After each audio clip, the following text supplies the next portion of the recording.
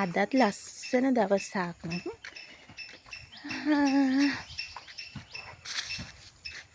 අපි යන්න මගේ පුංචි රෝස පාත්තිය බලන්න. ඒකේ ඉතින් තාම ගොඩාක් රෝස නැහැ. 1යි 2යි තියෙන්නේ.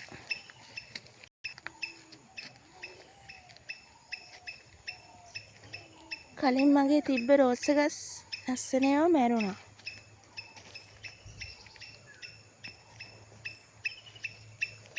සමහර ඒවා වයසට ගිහිල්ලා කප්පාදු කරාම ආපහු චූටි චූටි දළු ඇවිල්ලා තියෙනවා.